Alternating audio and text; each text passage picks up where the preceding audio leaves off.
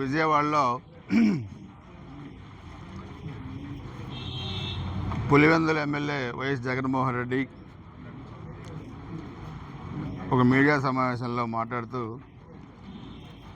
పిడుగురాల మున్సిపాలిటీలో ఒక కౌన్సిలర్గా లేని తెలుగుదేశం పార్టీ వైస్ చైర్మన్ ఎలా గెలిచింది, వాళ్ళు ఏదో దౌర్జన్యాలు చేసి గెలిచారనేది కూడా మాట్లాడడం జరిగింది.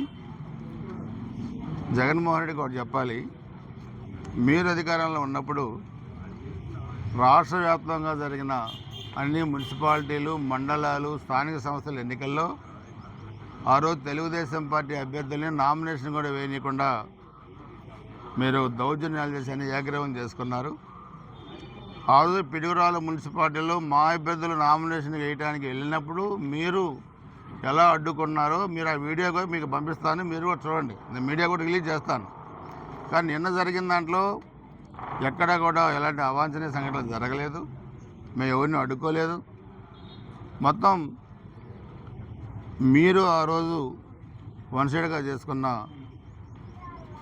మీ కౌన్సిలర్స్ మొత్తం కూడా అభివృద్ధి అనేది తెలుగుదేశం పార్టీ వల్లే, ఎన్డీఏ ప్రభుత్వం వల్లే జరుగుద్దన్న ఉద్దేశంతో వైస్ చైర్మన్ ఎన్నికలో ఏకగ్రీవం చేశారు. అదేవిధంగా చైర్మన్తో సహా 17 మంది కౌన్సిలర్లు తెలుగుదేశం పార్టీలో చేరారు.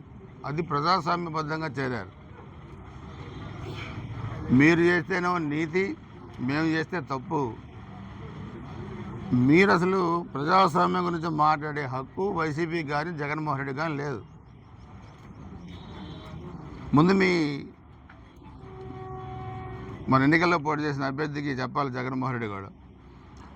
ఆ అభ్యర్థి నేను ఎన్నికల ముందు ఒక సవాల్ విసురుకున్నాం, ఎన్నికల్లో ఎవరు ఓడిపోయినా రాజకీయ సన్యాసం తీసుకోవాలని. ఆయన ఒప్పుకున్నాడు దానికి. ఎస్, నేను రెడీగా ఉన్నాను, నేను ఓడిపోతే తీసుకుంటాను. కానీ ముందు మీ ఓడిపోయిన అభ్యర్థిని రాజకీయ సన్యాసం తీసుకోమని జగన్మోహన్ రెడ్డి చెప్పాలి గురిజాల మన ఓడిపోయిన అభ్యర్థికి. అదర్వైజ్ చెప్పలేనప్పుడు నోరు మూసుకొని కూర్చోవాలి. మాట్లాడే హక్కు మీకు ఎక్కడ ఉంటుంది? నిన్న కదే చెప్పా పిడుగురాల్లో కూడా. ఫస్ట్ నీతులు చెప్పే ముందు మీరు మాట్లాడిన మాటకి కట్టుబడి మీరు ఉన్నారా లేదా చెప్పండి జగన్మోహన్ రెడ్డి. అంతేగాని అరాచకాలు, ఏదో వంశీ దగ్గరికి వెళ్ళాడు, కమ్మ సామాజిక వర్గంలో వాళ్ళు ఎదుగుతున్నారంట, దానికి తెలుగుదేశం వాళ్ళకి ఈడ్చి అంట.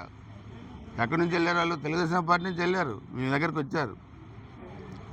వాళ్ళు మాట్లాడిన భాష, చంద్రబాబు నాయుడు గారి కుటుంబాన్ని, మహిళల పట్ల మాట్లాడిన భాష ఎంత అమానుషంగా ఉందో అది మనం గుర్తుకొస్తేనే చాలా ఇబ్బందికరంగా ఉంటుంది.